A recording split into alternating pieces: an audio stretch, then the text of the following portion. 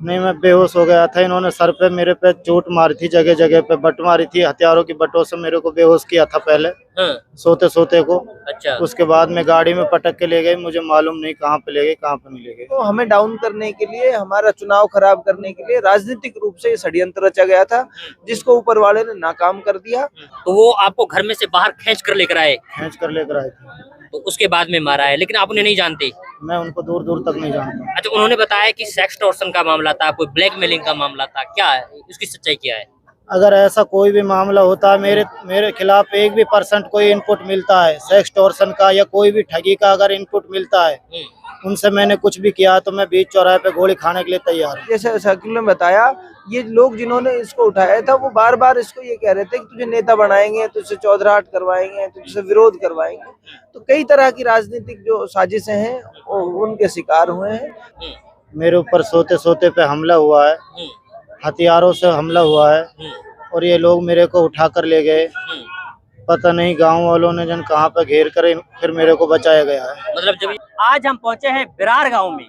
बिरार वो गांव है जिस गांव से सैकुल ताल्लुक रखते हैं, और सैकुल के ऊपर अभी कुछ दिनों पहले जानलेवा हमला किया गया, चाकुओं से उसके ऊपर वार किए गए, कई राउंड गोलियां चलाई गई और उसके बाद में उसका अपहरण कर लिया गया। और फिर जैसे ही लोगों को पता लगा तो लोगों ने अपहरणकर्ताओं की गाड़ियों को रोका, वरना एक बड़ी वारदात को अंजाम दिया जा रहा था।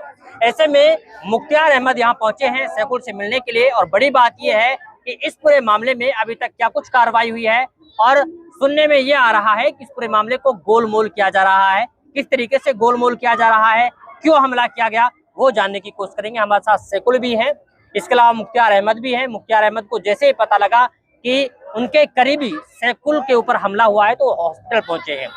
फिलहाल हमारे साथ में मुख्तियार हैं और सैकुल से बात करेंगे, फिर मुख्तियार से बात करेंगे। अच्छा सैकुल, ये बताएं कि अच्छा कौन है ये लोग जिन लोगों ने हमला किया है? मैं इन लोगों को नहीं जानता हूँ। मैं अपने घर पे सो रहा था, मेरे ऊपर सोते सोते पे हमला हुआ है, हथियारों से हमला हुआ है, और ये लोग मेरे को उठा कर ले गए। पता नहीं गांव वालों ने जन कहाँ पे घेर कर फिर मेरे को बचाया गया है। मतलब जब ये आपको गाड़ी में इन लोगों ने फेंका या फिर डाला, उस वक्त आपको होश था या फिर बेहोश हो गए आप? नहीं, मैं बेहोश हो गया था। इन्होंने सर पे मेरे पे चोट मारी थी, जगह जगह पे बट मारी थी, हथियारों की बटों से मेरे को बेहोश किया था पहले, सोते सोते को। अच्छा। उसके बाद में गाड़ी में पटक के ले गए, मुझे मालूम नहीं कहाँ पे ले गए, कहाँ पे नहीं ले गए। तो ये जो आपके सर में चोट के निशान दिखाई दे रहे हैं, ये बटके हैं या फिर चाकुओं के हैं? ये हथियारों के बटके हैं। हथियारों के बटके हैं। उस टाइम पे गोली वोली चली? 2-3 फायर गोली भी चलाई थी। अच्छा, तो फिर आपने ये नहीं पूछा कि आप लोग कौन हैं, मेरे साथ इस तरीके की? मैंने उनसे पूछा था तो मेरे से बोला था कि हम एसटीएफ पुलिस से हैं। एसटीएफ पुलिस से हैं? अपने आप को पुलिस का हवाला दिया उन लोगों ने? एसटीएफ पुलिस से हैं। फिर तुझे बनाएंगे बहुत बड़ा चौधरी बनता, बहुत बड़ा नेता बनता, तुझे बनाएंगे अब चौधरी, नेता बनाएंगे तुझे। अच्छा, नेता बनने की बात की उन्होंने? ठीक है, और तो उसके बाद में कितने लोग थे जिन लोगों ने हमला किया? वो 6 लोग थे। 6-7 लोग थे। जी, तो वो आपको घर में से बाहर खींच कर लेकर आए, खींच कर लेकर आए थे। तो उसके बाद में मारा है, लेकिन आप उन्हें नहीं जानते? मैं उनको दूर दूर तक नहीं जानता। अच्छा, उन्होंने बताया कि सेक्स टॉर्शन का मामला था, कोई ब्लैकमेलिंग का मामला था, क्या है उसकी सच्चाई क्या है? अगर ऐसा कोई भी मामला होता है, मेरे खिलाफ 1% कोई इनपुट मिलता है सेक्स टॉर्शन का या कोई भी ठगी का अगर इनपुट मिलता है, उनसे मैंने कुछ भी किया तो मैं बीच चौराहे पे गोली खाने के लिए तैयार हूँ। अच्छा, तो आप जांच के लिए तैयार है? जांच के लिए तैयार हूँ। अच्छा, पुलिस आपके घर आई, जांच हुई, तफ्तीश हुई, क्या कार्रवाई चल रही है? कोई कार्रवाई नहीं है, सब मामला गोलमाल रखा हुआ है। गोलमाल हो रखा है? हाँ। कैसे? पता नहीं, पुलिस के पास जाते हैं तो हाँ। यही बोलते हैं कि आप भी इनमें इन्वॉल्व हो, ये है वो, ऐसे ही घुमा फिरा रहे हैं। अभी मामला डराते हैं, धमकाते हैं पुलिस वाले। अब आप क्या चाहते हैं? हम सर न्याय चाहते हैं कि हमारे साथ न्याय हो, जो हमारे साथ हुआ है। अगर मेरे खिलाफ कोई भी प्रूफ सबूत मिलता है, इनपुट मिलता है, तो हमारे ऊपर कानूनी कार्रवाई हो। आप तैयार है जांच के लिए? जांच के लिए हम तैयार। देखिए, ये है सैकुल, वो सैकुल जिनके घर में घुस करके अपहरण करता, कुछ बदमाश घर के अंदर घुसते हैं और बड़ी बेरहमी के साथ मारते हैं। सर पे कितनी सारी चोटें हैं, इनको देख करके आप अंदाजा लगा सकते हैं कि कितनी बेरहमी के साथ इनके ऊपर वार किया गया। मुख्तियार हमारे साथ मौजूद है। अच्छा मुख्तियार, ये बताएं कि ये हमला हुआ है, इतनी बड़ी वारदात को अंजाम दिया गया, और इस वारदात को उस वक्त अंजाम दिया गया जब एक चुनावी माहौल है। क्या लग रहा है कि क्यों ये वारदात को अंजाम दिया जा रहा है फिलहाल? मैंने पहले भी कहा है, मैं फिर कह रहा हूँ, ये एक राजनीतिक षड्यंत्र है। सारे लोगों को पता था।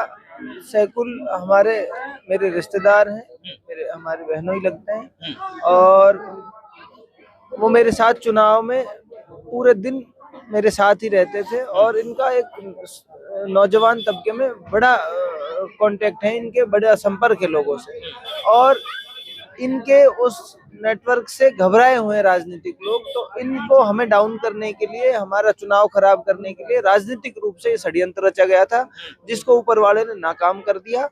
पहले भी जैसे सैकुल ने बताया, ये लोग जिन्होंने इसको उठाया था वो बार बार इसको ये कह रहे थे कि तुझे नेता बनाएंगे, तुझसे चौधराहट करवाएंगे, तुझसे विरोध करवाएंगे। तो कई तरह की राजनीतिक जो साजिशें हैं उनके शिकार हुए हैं। अब पुलिस प्रशासन दबाव में आकर, पुलिस प्रशासन उन सब का भी हम लड़ाई लड़ेंगे, हम छोड़ेंगे नहीं। अभी चुनावी उसमें है, हम 4-5 दिन का वक्त है। हमारे खिलाफ जो साजिश थी कि इनको किसी भी तरह से डिस्ट्रैक्ट करा जाए, इनका ध्यान भटकाया जाए, अगर हम प्रचार में नहीं रहते अगर 2 दिन भी, तो हमारा चुनाव खराब हो जाता। इसलिए ये साजिश रची गई। चुनाव जैसे ही खत्म होगा, हम इसकी कानूनी लड़ाई लड़ेंगे और मजबूती से लड़ेंगे। उसके लिए चाहे हमको धरना देना पड़े, उसके लिए चाहे हमें कानून का सहारा लेकर कोर्ट तक, हाई कोर्ट तक की लड़ाई लड़नी पड़े, इसमें हर हाल में न्याय लेकर रहेंगे, हर हाल में इसकी निष्पक्ष जांच करवा कर रहेंगे। लेकिन पुलिस की कार्रवाई में जो आरोपियों ने हंगा है, उन्होंने ये कहा है कि एक्सेप्ट किया है कि इसमें सेक्सटॉर्शन का मामला था, ब्लैकमेल हमें किया जा रहा था। ये गुंडागिर्दी है पुलिस की, ये गुंडागिर्दी है। कैसे? ये गुंडागिर्दी इसलिए है कि किसी भी आदमी का नाम किसी भी चीज में लगा देते हैं। ये आदमी कपड़े की दुकान चलाता है, सुबह से शाम तक शहर में बैठता है। मुख्तार है, मुख्तार के ऊपर भी 5,000 की लूट का मामला लगाया। तो ये इन चीजों की सच्चाई नहीं है धरातल पे। मेरे ऊपर भी 5,000 की लूट का मुकदमा लगाया, मेरे को अरेस्ट क्यों नहीं करते? इनके खिलाफ इनको अपहरण हुआ, ये सब हुआ। अब उसके बाद कह रहे हैं जी ये तो मसला, अरे कोई मसला था तो इसको नोटिस देते, इसको चिट्ठी भेजते कानूनी रूप से। ये कहाँ की गुंडागिर्दी? कोई भी आएगा और आदमी को इस तरह से अपहरण करके ले जाएगा और जान से मारने की कोशिश करेगा, ये कहाँ की गुंडागिर्दी है? ये बकवास बातें हैं। और प्रशासन देखो, अब सत्ता बदलने वाली है, प्रशासन से भी बात करेंगे प्रशासन के तरीके से।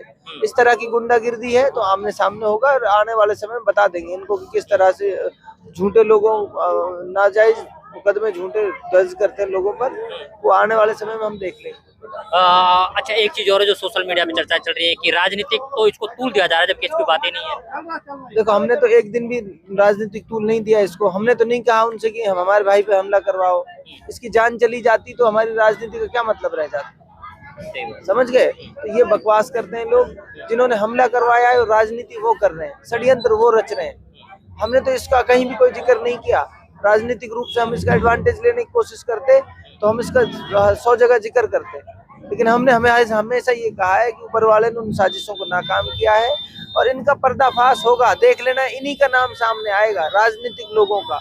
बीजेपी और कांग्रेस के लोग घबराए हुए, बुरी तरह से घबराए। चलिए, ये हमारे साथ मुख्तार हैं, सैकुल से हमारी बातें हुई। उन्होंने साफ तौर पर कहा है कि राजनीतिक षड्यंत्र है जिसे रचा जा रहा है।